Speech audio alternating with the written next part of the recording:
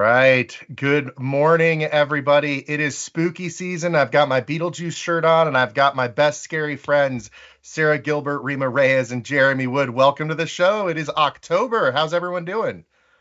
Doing Doing awesome. great. So So far, glad so it's good. over. We're a long way from Halloween, though. You Right. guys are super unenthusiastic right now. I can't do this with Excuse you. me, like October, the whole month of October is Halloween, and oh, there you go. Right there with you. There we There you go. go. Somebody's Yeah. on. I've got a 13-foot Jack Skellington, two 12-foot skeletons, and a whole bunch of other stuff in my front yard. If it's not Halloween now, it never is. I have one Well, of the Home Depot big skeletons in our backyard, but because of a windstorm, the top half blew off and we haven't fixed it yet. So right now it's just this really big pair of legs. Just so there's a Facebook group for people who are fans of the giant skeletons that Home Depot sells. And someone recently posted how a Texas hailstorm put holes in the face of their skeleton. It actually looks really neat from a skeletal perspective.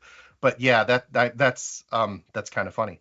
Well, What a listen, this niche is not the skeletal hour, although I appreciate it. This is, in fact, the monthly recording of the Microsoft 365 Government Community Call. And I'm really excited. We got a good show coming up with a couple of special guests, one from industry, one from government, talking about cross-cloud collaboration and, of course, focused on GCC High, and maybe we'll hint a little bit at other things. I don't know. Anyway, I'm really excited about that. But before we go, Jeremy, you want to kick us off? Yeah, community events. NARA M365 user group met last week. They had a presentation from Erica Toll, good friend of ours. She is updating them on Microsoft updates for compliance. It was a fantastic session. We'll include a link for you so you can get hooked up with that group if you're in government and you have access to max.gov. The DC Power Platform user group, currently, they haven't mentioned what their session is for October. September was preparing for Viva, modernizing SharePoint Online, which was a really great session. So just to be on the lookout for that, we'll include the link to their meetup page. Awesome. Sarah? Awesome. So, yeah, sorry, like there was a delay for a minute. So on October 12th, M365 DC, the topic is still TBA. September was the ABCs of SharePoint, 26 ways SharePoint can enhance your digital workplace. October 19th, Baltimore SPUG, topic still TBA. September was InStage. InStage, there we go. I almost read that as Insta. I'm like, really? I also misread that. We're going to show you how to put things on your Insta. InStage Vintage presents planning your Microsoft Stream strategy. Skipping around because realized this wasn't added into the list. On October 11th, it's all happening. We're going to do a Gov AMA on Tech Community, first time in a while, and it's for universal print in Gov. Ooh. Yeah, they announced really their excited 'cause general I thought you were gonna availability.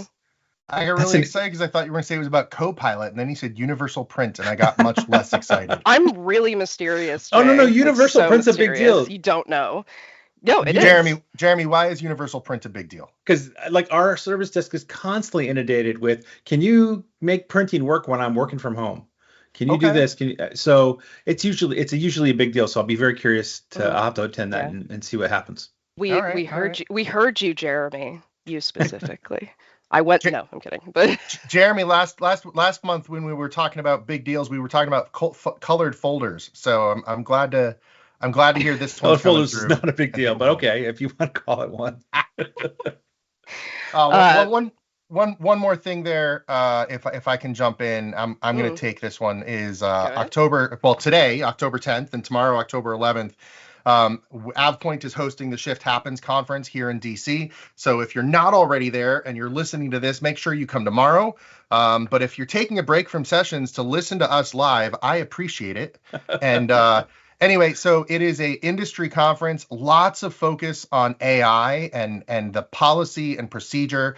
The great part about this conference is it covers everything from the practical and implementation side of things to the policy and procedure side of things. So lots to talk about.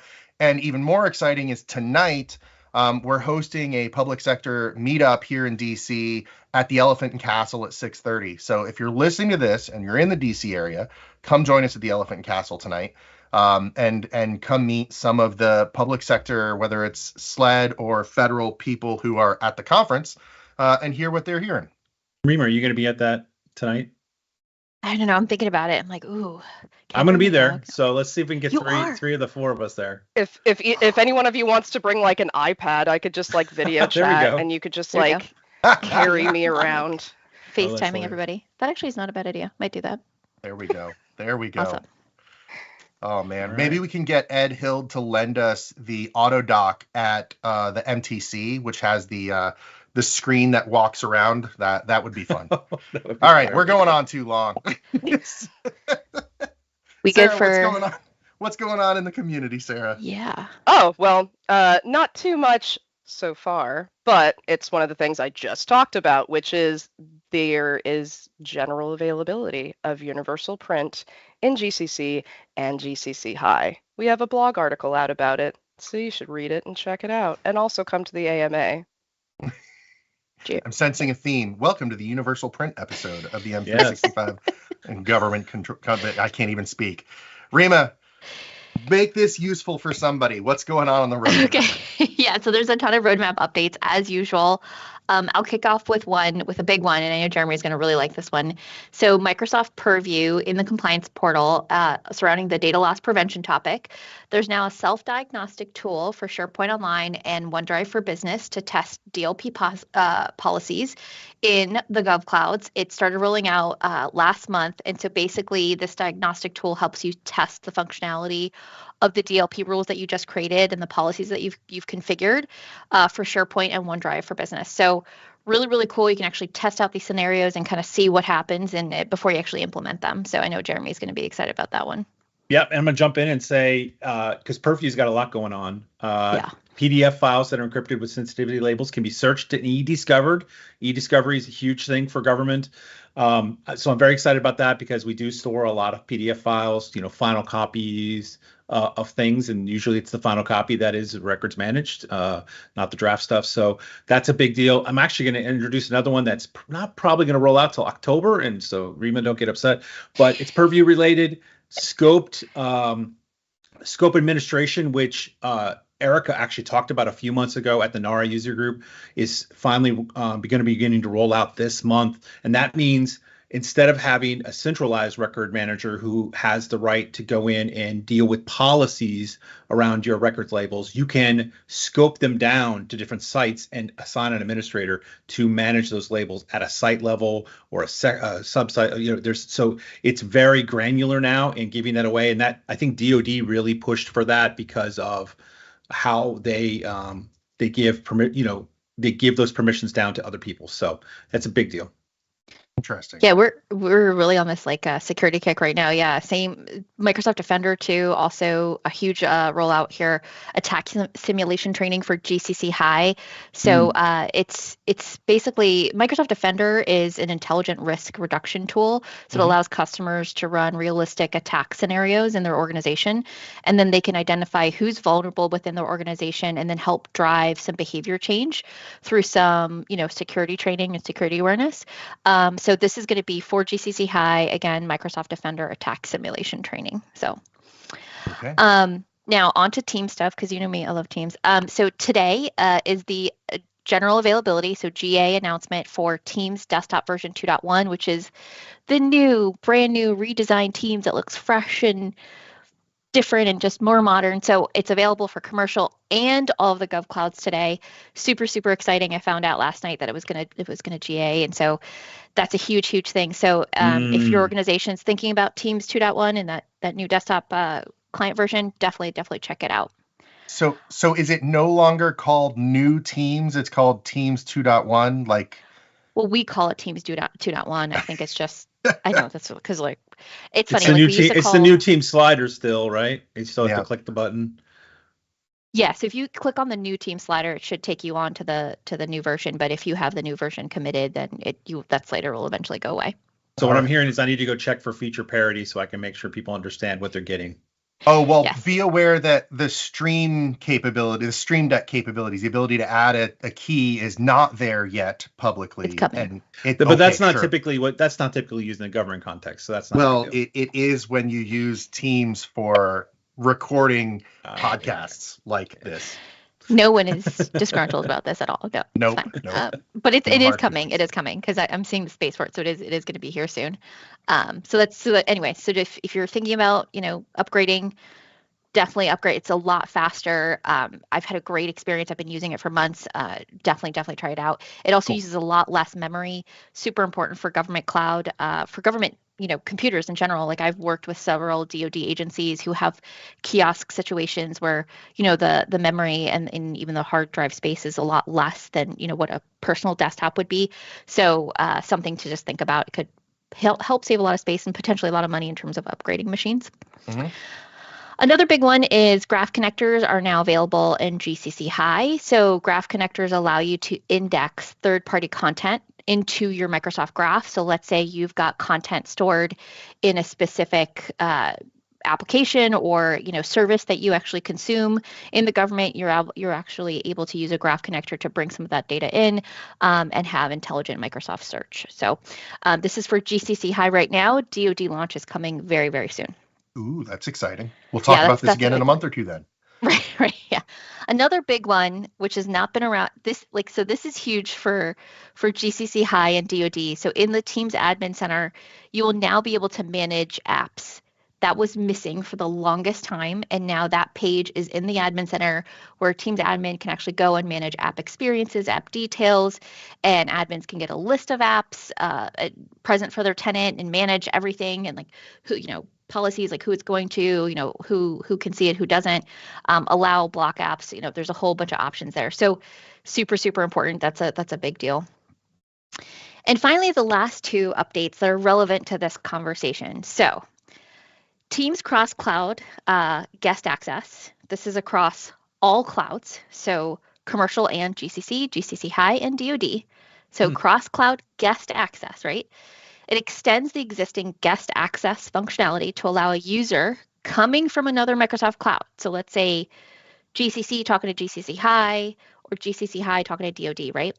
They can participate in a rich collaboration experience across all their clouds, including joining Teams as a guest, participating in channels as a guest, seeing documents, one-on-one group chat, as well as Teams meetings, screen share, and even file share. So as long as the guest access is enabled between, either cloud, or between either tenant, even if they're in different clouds, it will work. So that is huge. That started rolling out this past month. And then in conjunction with that is Teams cross-cloud authenticated meetings, again, across all of the clouds. It delivers the ability for a Teams user to join a meeting in another cloud while signed into their account in their home tenant. So before, users had to go copy and paste a website to go see a GCC High meeting or open in a browser. There's all these weird workarounds. That's no longer, right? It basically provides the meeting host the ability to validate the identities of the people coming into the meeting without granting those participants any access to the host tenant. So that's really cool. So again, you don't have to be a guest here. You can actually just be authenticated in your home tenant. You can join a meeting that's in another cloud and have a really good experience. The other cloud, the person who's hosting the meeting can verify who you are when you join. And so again, we're having a very native meeting experience regardless of where the people are joining from. So that's super, super huge news. Does that require the new Teams client? Because I know that's kind of been a feature of the new Teams client that you could be interacting in two tenants at the same time. That's a good question. I bet it does. That would be my assumption. Yeah. Which is one of the big reasons why I'm using the new Teams client, because I'm interacting in so many tenants at the same time. Yeah, I'm in my Microsoft tenant, but in this meeting, I'm actually joined in the AvePoint tenant. So, and I did not have to switch identity, switch contacts, nothing. So. Interesting. Very interesting. Well, I think those two are good transitions into our topic of the day. So why don't we do that? And maybe we can get our guests to provide their own insight into how those features and some of the other capabilities affect them. Let's jump right in. So today's topic, today's conversation, if you've stuck with all the craziness of the episode so far, is about cross-cloud collaboration, and specifically one of the interesting things that happens in cross-cloud collaboration. So you of course have, I'm in commercial, I'm speaking with other people in commercial and their tenants. But in this space, you have a lot of, I'm in GCC high and I need to communicate with people who are in commercial or GCC. Or I'm in DoD, how do I communicate with law enforcement agencies that I have to work with? So there are a lot of questions around that. And to help us talk through some of the scenarios, maybe some of the technology, we brought in two repeat guests to the show. And I'm very excited to introduce Timothy Hayes. Tim is the Microsoft 365 Program Coordinator at the Department of State. And John Peluso, JP, is the Chief Product Officer for AvePoint. Tim, JP, welcome to the show. Thanks. The pressure to be funny is going to be incredible here. I didn't know I had to. I don't have any prepared statements.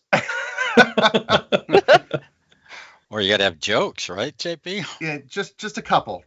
And knowing JP, that's not a difficult ask. I'm going to be honest. Well, we have a number of questions. Let's start a little bit about you guys. Let's refresh our knowledge of Tim and JP. Tim, if you'd go first, what do you do? We said you're the M365 program coordinator, but what does a typical day look like for Tim at Department of State? Okay. Yeah. Well, as you can well imagine, I mean, just look at all the things you already been talking about, various parts of M365. So if there ever was a job that was herding cats, I think probably this is really one of those. But it's really fun and challenging. But basically, I'm trying to keep up with all the changes that are going on, figure out how we communicate those out to our end users. There's a real end user component to what I do, as well as try to figure out, well, if this is coming. So Rima just laid out all these things that are coming, right? Who do I have to coordinate with? Is it turned on or not turned on? How do I go through all that? And so it's a massive coordination effort, and it's a lot of fun. Tim, you missed one, by the way. Yeah, that's right. Wow. And it got loose and it got into your office, JP. Oh boy. I don't know why, but I have this image of Tim just with this shepherd stick thing and just 1,000 cats just following him in unison. There's no herding. He's already herded them. They're just following it in peace. That's just John, your JP, your digital cat will be even cooler when it can cross over the windows. There it is. I'm sure that's a feature. I'm sure somebody's. Oh, you mean cross window collaboration? That's right. Right. Okay, I like that. I like that.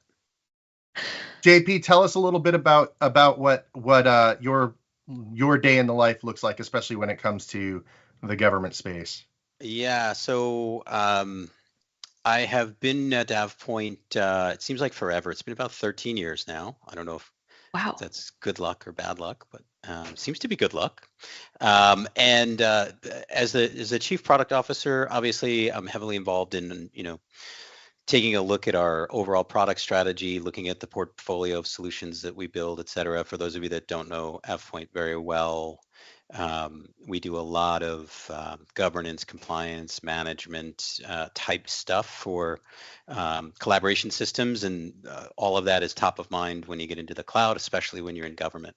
I also, though, know this crew very well from the 4 or so years I spent as the CTO of AvePoint Public Sector.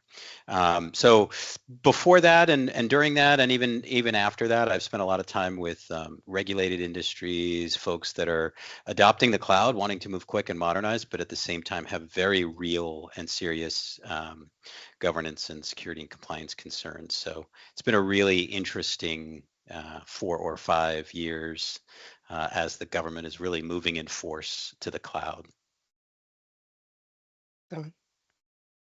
All right. Well, moving that along and in that same vein, some of us came to government work either through conventional or unconventional means. So we always like to hear, how somebody got into the field that they're currently in. So how you got into U.S. government. So I'll first direct this question at Tim again.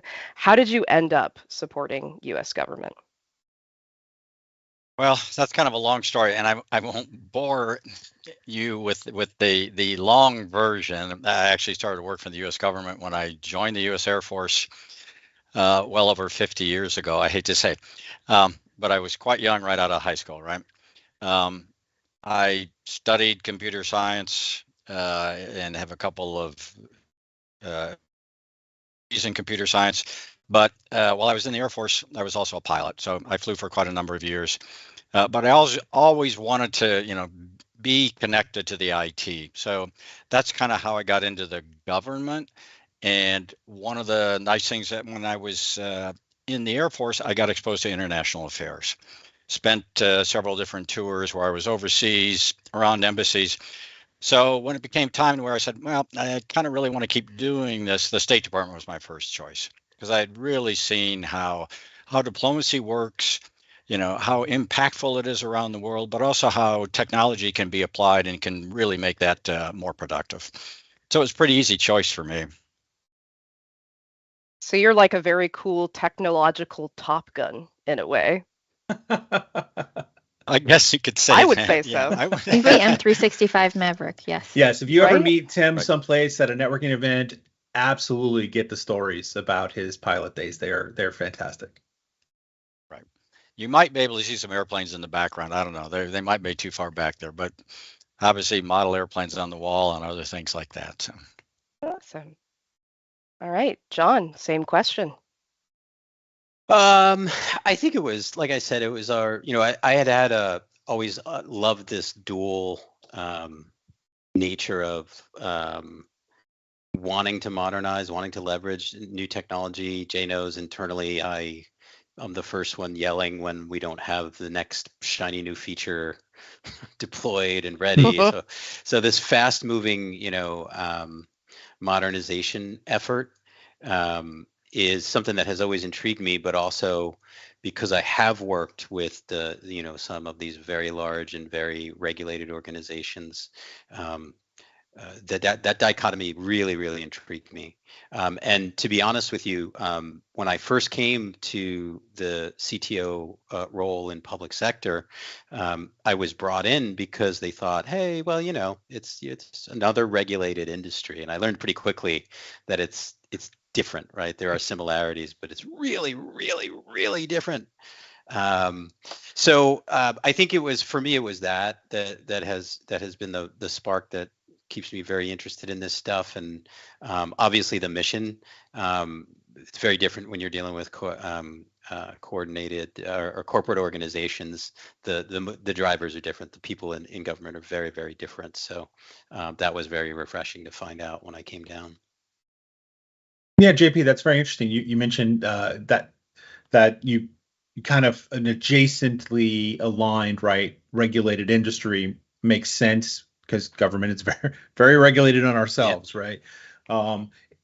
As you got into government work, did you find something uniquely inspiring about that? I mean, we have a different mission, right? I'm not saying regulated industries are not in their own way inspiring, but we're here to talk about government. So, any thoughts on that?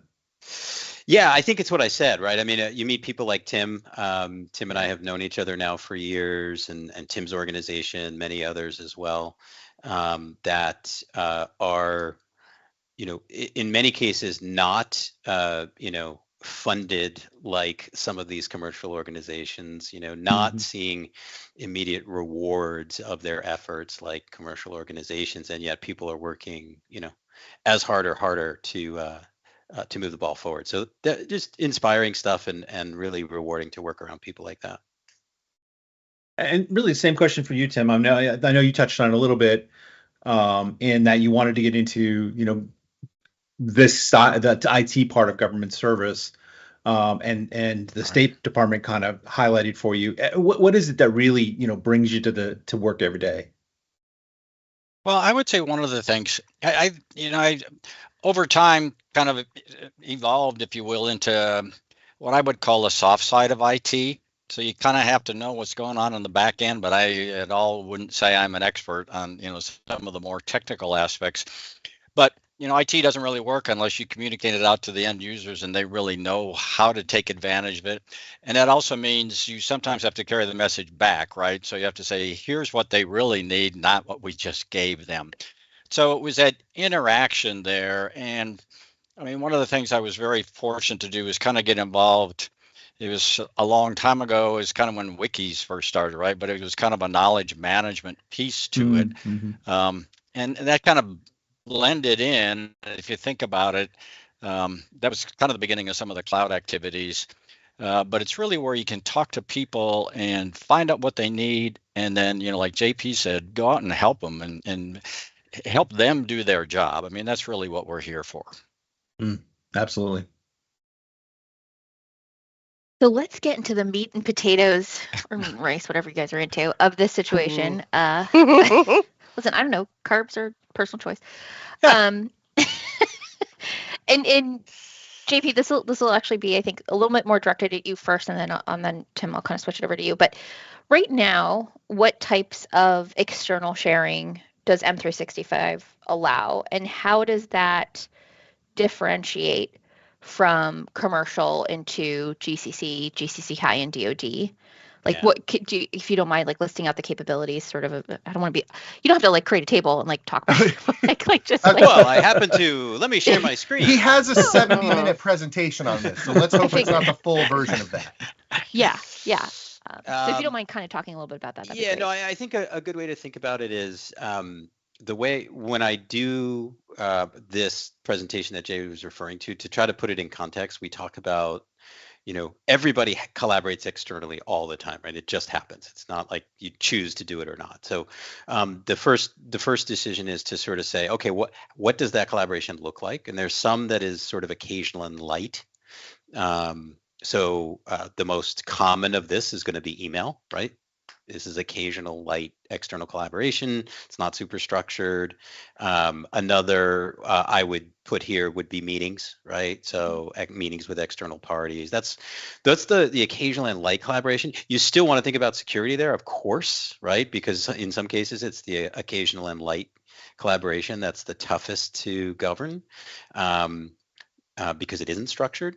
And then there's the more structured collaboration. So typically this would be ongoing sharing of files or projects, or, certainly in the world of Microsoft 365, Teams, or, externally accessing SharePoint sites. So I think that's the first thing is what does that external collaboration look like from a technical perspective, right? We're talking about things like anonymous access in meetings. We're talking about, rules maybe that you have set up in exchange for, tracking or mail that can be sent. In SharePoint and in Teams, we're talking about largely guest access. The V1 SharePoint external collaboration, which was kind of not guests. And then we got guests. And the thing about Azure B2B guests, of course, is there's a manageable identity in the tenant that's hosting the resource. Whereas it's a bit of whack-a-mole in SharePoint external identity legacy, in that there's just an association of some external person in that site collection. And because of the way SharePoint worked, it was very decentralized. Jay might belong over here and he might belong over here, but it was really hard to say, show me every place external Jay had access. Guests makes that a little bit easier. And then we went exactly back that other direction again with these, what we're calling Azure B2B Direct Connect users, which are again external identities that don't have a presence or a replica in the resource tenant. So there's lots of different ways to do this, and I think that's partially why we're here, because it can get super complicated. And do you mind talking like really quick about like what requirements are needed to enable, like let's say for example, GCC wants to talk to DoD or something like that, or is there anything that people should look at or have to set up before doing so? Yeah, no, it's a great question. So the requirements are different depending upon which of those collaboration use cases that we're talking about. So obviously, anonymous meetings versus, obviously sending emails wide open by default. Chats, we didn't even talk about chat federation, right? That's another one that is available out there. So the mechanisms are different. I will say that when it comes to chat and chat federation between external identities is certainly off by default, but it's possible just by simply entering the domain of who you want to, an admin entering the domain of someone that you want to be able to chat with, and it's got to be configured on both ends. With B2B collaboration, this is the traditional invite a guest. There is a guest object in your tenant. Surprisingly for everyone, this is on and open by default. There are no restrictions unless you create them about guests. And I know from our history together, Tim's organization heavily leveraged this, and it was very productive. And so there's good and bad about it. So again, Rima, to answer your question, there are every one of those use cases has its own mechanism. Some will be available by default, which you want to know because you want to at least be aware of what's there. Others will need a couple of steps on your part and maybe even on the other side of that. When it comes to collaborating across tenants or across clouds rather, and when I say clouds, obviously I mean GCC, GCC High, commercial. In the old days, it wasn't possible to have guest accounts if you were in GCC that lived in GCC or commercial. So if you were GCC High, you could only have guests in other GCC High, and that created some crazy stuff about people having multiple tenants and all kinds of stuff. Yeah, so, we had like a huge border wall. That's what I called it. Absolutely, yeah. Could not cross the border. And so now that's a decision that each GCC High tenant gets to make about whether they can allow guests from what's called Azure Commercial. Azure Commercial is where B2B guests from commercial M365 and GCC M365 live. And in the same way, the commercial and GCC customers can decide whether or not they want to allow guests from GCC High. Interesting, John. I wanted to ask a follow up on that. So, in my past at a past agency, so I'm not speaking for my current agency whatsoever. I have no idea at my current agency, but at a past agency, we were stumped by those configurations in that once we went in and specified a domain that we would have interaction with. And in that case, I believe it was like one of our service desk partners or something. And I think we even had Microsoft in there because we had our Premier agreement. So we wanted to have that free flowing communication. We didn't understand the fact that it automatically blocked everybody else in the world. Right. Is that still true today? So again, the trick is in the configurations. There's allow lists, there's deny lists, and what Microsoft is really, it's a bit more complicated, but it's much more flexible and really, really powerful. There's a construct in Entra, I think. Let's see, in GCC High, is it Entra yet? Yes, it is. Okay, we're in Entra. No, sorry, no. Yes, Entra. We're in Entra. And it is in all the clouds. And when you go in there, you can set up what's called a cross-tenant access policy. And that will govern both the guest collaboration and the B2B Direct Connect. And B2B Direct Connect users are, for folks that may not have played with this, shared channels. So shared channels use a model that's different than guests. The main difference is users don't have to tenant switch. They can see those channels in their home tenant. But this cross-tenant access policy allows you to set those things up. And it's very flexible, but it's a little complicated. I don't know if you want me to go into depth about it now. No, that's all right. I was just curious. Yeah. Very possible to set those exceptions and allows in a way that perfectly makes sense. You can ask detailed questions of @JohnConnected on Twitter if you want to find out those detailed answers. I will. Yeah, we could talk. We could talk more. The good, the bad, and the ugly. Right. So Tim, I'm not going to ask you the configuration and the admin center for that sort of stuff, but I am curious. When you look at the concept of cross collaboration, what is that value proposition for considering it, and what sorts of scenarios, nothing specific necessarily that State Department's doing, but what are some sorts of scenarios that might get you excited for that capability? Sure. Well, as JP said, we had turned on guest access quite a while ago. I think even just a little bit before the pandemic. Most of this stuff, of course, everything seemed to get turned on right as the pandemic happened.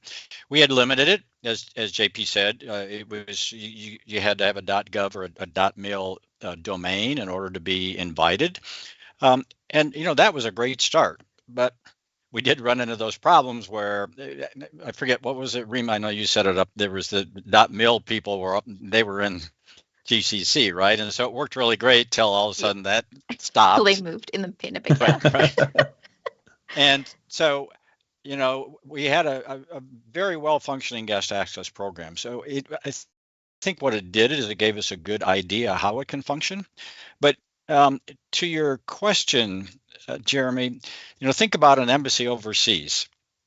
And particularly in our bigger embassies, first off, we host almost every other federal agency. And they are on their internal networks. Yeah. We're on, our state.gov network. And guess what? Everybody has a tasker that they have to do, and the ambassador wants to do it. And so let's just do it on Teams is the logical point. And it's like, oh, well, we can't get everybody onto the team. Or maybe they'll have to log out of their home agency network and somehow log into our network. So you can see right away, if you want to have seamless collaboration, what you want to be able to do is bring everybody in and bring them all into, a platform where they don't have to be bouncing around, if you will, or looking for, various ways to connect. And, I think the two big things that come out of that is, sharing of documents, sharing of information, and then also just the ability to communicate there, right? Chatting or sharing information on a channel. If that's our overseas main task, if you will. If you think about it here in the U.S., it's very similar, except it's just all the federal agencies, right? And I mean the use cases are just all over the board. I'm not going to say every day, but it's very frequently somebody will pop up and say, hey, we need to do this. And I was like, wow, I've been to the State Department over 10 years now. I didn't know we were doing that. You think about crisis management in particular. We have to do an evacuation or, be it our own people from overseas, other people. Immediately, we are going to have to be interacting with DOD and law enforcement, right? They're in GCC High. They are in a different cloud. So all of this is very exciting for us from the standpoint of, it's a great capability. Now, I will go back a little bit to what JP said. It's also very complex and not all that easy to set up. So we're not there yet. That's interesting. And you're right. There are, even here in the DC area where you and I are, there are so many cross interagency working groups or committees that are stood up around a variety of topics, and we don't know how to communicate. It's always, okay, who's all participating, and are we even allowed to talk to each other? And it is complex. Jay, you're muted. Yeah. And I'd have had it turned off even quicker if the Teams integration with Stream Deck worked in new Teams. So I will send a personal message. Thank you. Wow. So that, don't worry. Tim, if I can dig a little bit deeper into that, why is the prospect of doing something like that in Teams so much more exciting than email or Box or something like that? Is it capability? Is it security? What kinds of things, make it a much more interesting tool to use? I think it's kind of both. I often come at things from the user standpoint, as I said earlier. So, it's just so seamless. We still have people, and when the pandemic started, we had a lot of people where they couldn't download things. They needed to download a document so they could attach it to an email because, we were in the cloud and they could only attach links, but the links couldn't get to, they weren't even valid for other federal agencies. But so when you're doing that, we kind of lose control of the document then, right? It's going off to another agency. There's a copy of it floating around. We don't have any control over it. So from the usability standpoint for the end user, they can just put a link in, and if you look at how much just the ability for an individual user to go somewhere in Teams or in SharePoint and just look at the link and find out who it's been shared with. I mean, I think it's relatively new in the past couple of months, this new sharing dialog box. I can see groups, I can see people, I can see all these people who have access to that link, and I can take it away right away. So, whereas if I emailed it, who knows where it went. Yeah. And it's universal too, right? So you see it everywhere, exactly. Right? Yeah. You see it everywhere. But the key to that is think how secure that is for us now. So now we know where that document has gone. And, you can add on top of that, we have, third-party applications. I mean, the audit logs are there, obviously, but these third-party applications will help us. We can go look at our risk profile now. How many documents have been shared? And are those links still active? And so, it fits in both ways. It's making a much more seamless capability for the end user, but it's also giving us the capability in the back end to monitor much more what's going on with our information. And really the information stays in our tenant, right? Yeah. And that I think, Tim, that's a great point. And this is a best practice I've seen from the orgs that are doing it right, and something that is usually a revelation to the orgs that aren't, which is maybe a little bit more hassle to host externals in your tenant. I know security generally is like, keep it, do it in their tenant, do it in their tenant. But Tim's point is a really good one. If you miss if you do the collaboration in the other organization's tenant, you don't have the auditing, right? You don't have the content in your repository. Like all of that stuff is stuff that you are allowing the other tenant to own really and have. So even though it's a bit more work to create a governance posture that you're comfortable with, at the end of the day, as Tim says, the fact that you have full auditability, you have ownership of the data, you have all of that, right? Your policies on the data are what apply. Yeah, and if you think about it, like with the security posture, it's kind of like you can turn off that access whenever you want. So whereas before somebody could just stroll in, it's like that scene in Lord of the Rings where there are those ghosts in the cave saying the way is shut. Like you're completely shutting down the information. And I feel like that's an accurate description. How else does this cross-cloud collaboration fit into your larger security posture? Question to both of you. I think the one thing I would say, just a little bit to what you were saying, Sarah, is, we can turn it off when we want. I mean, I'm excited for what Rima just said, and I haven't seen it in action yet. And as JP said, it'll take a while to set it up. But if we can have all of this cross-cloud collaboration actually being done through guest access, here's a couple things that we have at least sort of brainstormed about. And what we do in our current guest access, the people who set up the guest access are going to be the team's owners, right? Those are the people at the lowest level who know why they're giving out the access to the information, and they should know how long people should have access to that information. And what we're looking at is, again, a third-party application that would say automated review of, say, your guests. So say every 60 days, the team owners are going to get pinged, and it's going to say, you have guests. Can you confirm that those guests still need to have access to our information? So rather than like turning it on at the tenant level where everybody could have access, or having some sort of help desk process where people could ask to give others outside the agency access, I think taking that down to the people who would know the best on whether or not people need the access is key. And then we go right back to what we said earlier. We still, you're giving them access, you're sharing only the link. They are coming in so that they are seeing information in our tenant. So we still have that security wrapped all the way around it, as we talked about.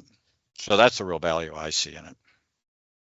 So JP, I'm gonna put you on the spot here. What kind of gaps are we seeing in enabling cross-cloud collaboration? The short version, right, of to make this as successful as it sounds like it can be? Yeah, I mean, look, there's a reason why it didn't work to begin with, right? And that was, in general, these things are segmented because they're segmented, right? Because there's different security levels, and we got to keep things separate. I think it's a couple things. Number one, and this goes back to maybe Jeremy's point and also Rima's point. There's the water's not shallow here. The water's a little bit deep, right? You really have to understand the options, and they change frequently. So I think number one, there's a just understanding what's possible, and that needs to be a conceptual logic, so that a little shift in a setting doesn't throw you into turmoil about, oh, wait a minute, I got to learn this all over again. No, it's just a slight thing. So I think on one hand, it's a knowledge thing. On the other hand, I also think, these decisions aren't ones that IT makes in isolation and says, oh, we're going to do this, right? And so if we think about even in Jay, look at ourselves, our own internal processes when we're doing anything with external collaboration. There's a lot of head wags we need to get, and check boxes we need to get. At the scale of government, it's got to be crazy, right? So I think what is needed from someone who is going to try to suggest this is, number one, the knowledge, and then number two, the ability to figure out how to downstream that knowledge in a way that communicates whatever risk there is, but also gives the assurance that the controls are there. And as Tim said, when you need additional control, there are solutions out there to give you additional control or workflow or things like that. So it's really just being knowledgeable enough to understand the right configuration and strategy, and then being able to communicate that in a way that is transparent, but not but doesn't raise alarm bells unnecessarily. And convincing your CISO that they should go along with it. Exactly. Yeah. You said in a really brief statement what it took me a long time. Well, and I think it's important to point out we are just getting started on this, right? And JP, I've been in a couple of meetings where we are learning from other agencies because they have a little bit more expertise. Obviously, there's Microsoft people on the call, but there's a lot we have to learn yet and develop that confidence so the CISOs do, in fact, say, okay, maybe we can take a look at this, and we have the confidence that we have, in fact, secured the information. So there's a lot of work to be done, but I think it's very, very promising. Yeah.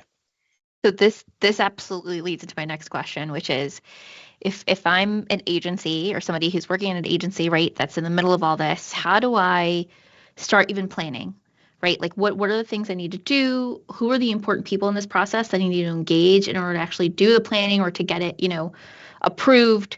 How do I start kind of getting this ball rolling if I want to go out tomorrow and start, doing my things to enable cross-cloud collaboration?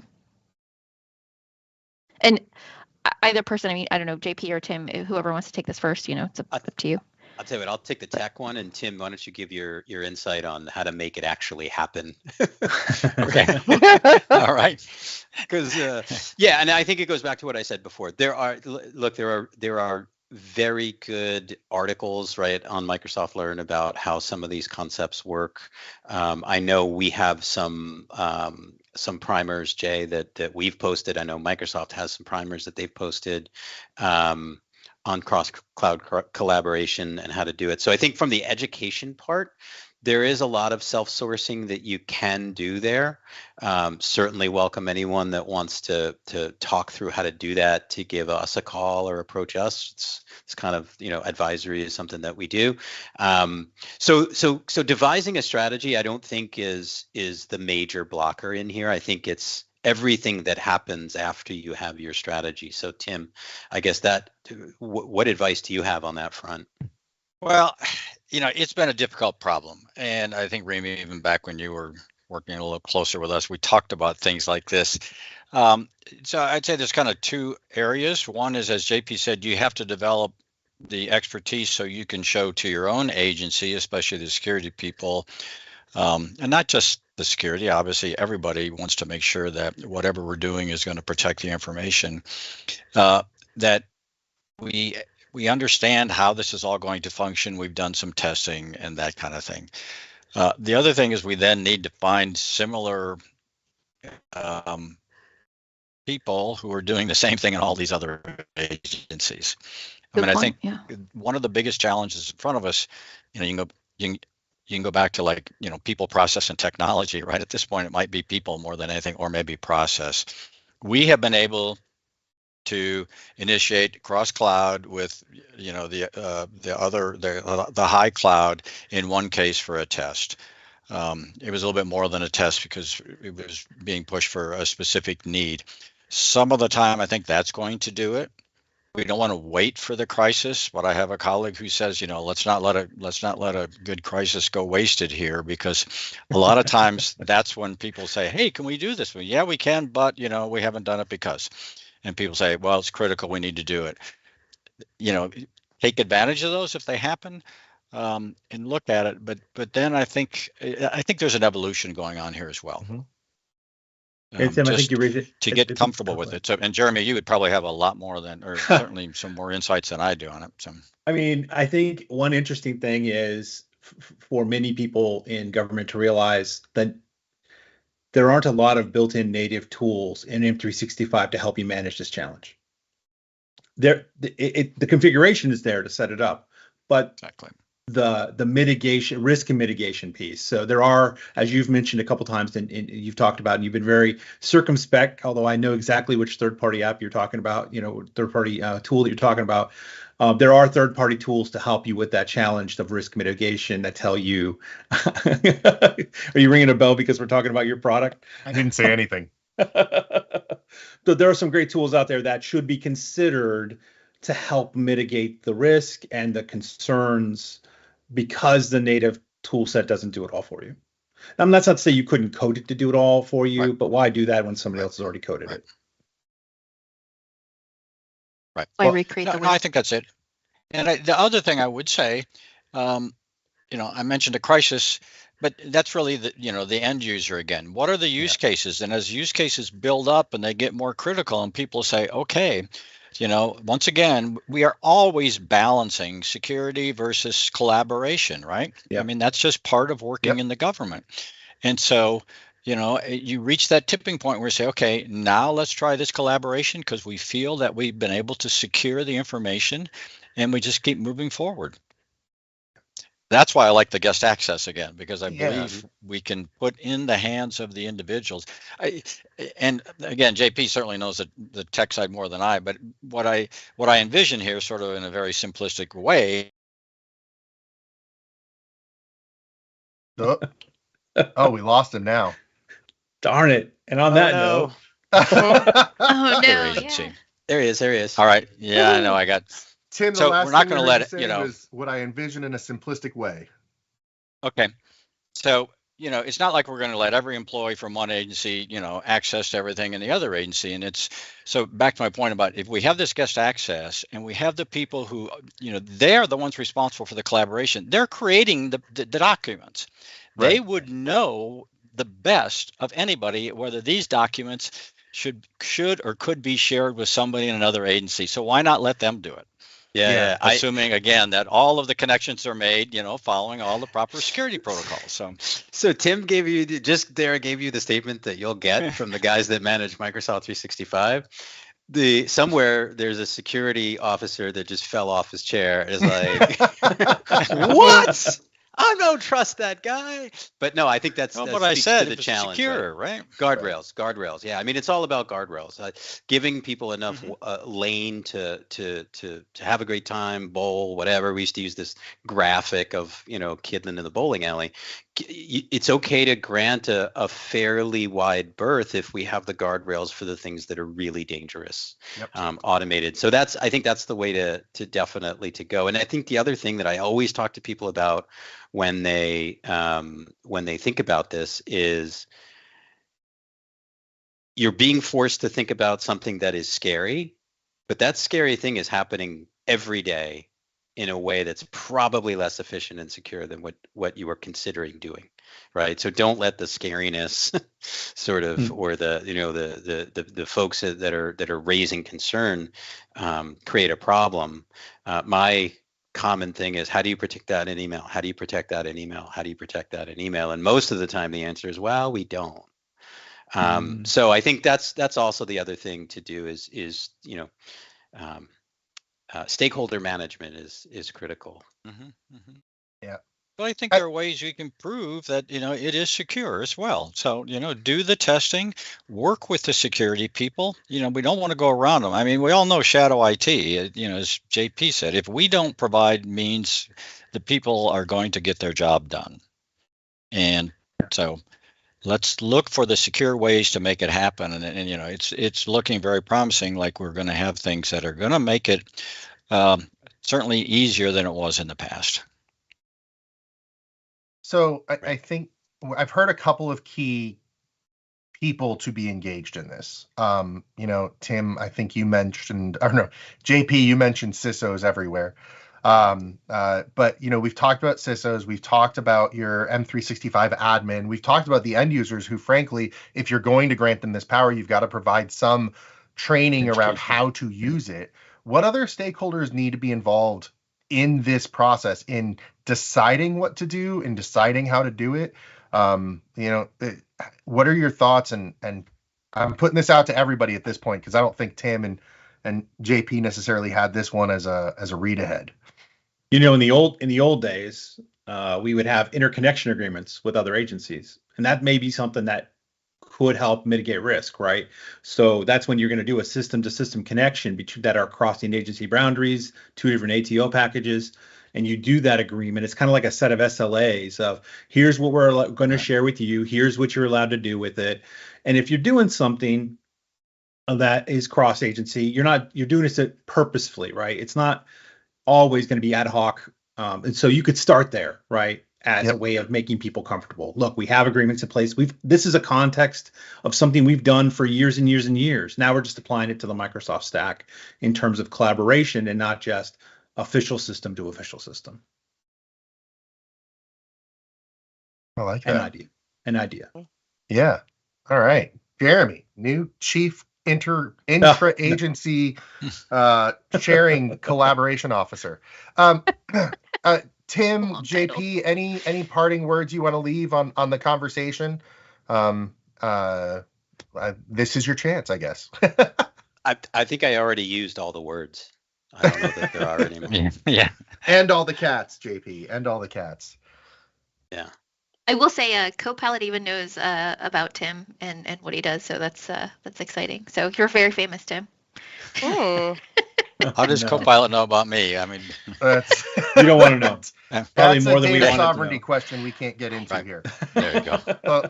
Speaking about knowing. Well, about let's be fair. You would know that through email as well. Or web search. That's so true. That's right. Oh man. Well, listen. Speaking about knowing Tim and JP, please, we have your LinkedIn, Tim, your Twitter here. We can put your LinkedIn here as well. Is there any other ways people can get in touch with you if they have additional questions on what they can do, either commercially, industry wise, or Tim gov to gov? LinkedIn works fine for me. I think that would be the best. So thank you. All right. Well, gentlemen, thank you so much for joining us. This has been a great conversation. I really appreciate you taking the time out of your days to have it with us. For those of you who are still listening along, we're very excited next month to have a CMMC update with Bill Wooten from C3 Integrated Solutions. And then in December, we're lining up our guests right now for our annual Women in Tech in Gov conversation. So Tim, JP, thank you for joining us. Sarah, Rima, Jeremy, until next time. Debbie, you too. Until next time, have a great month.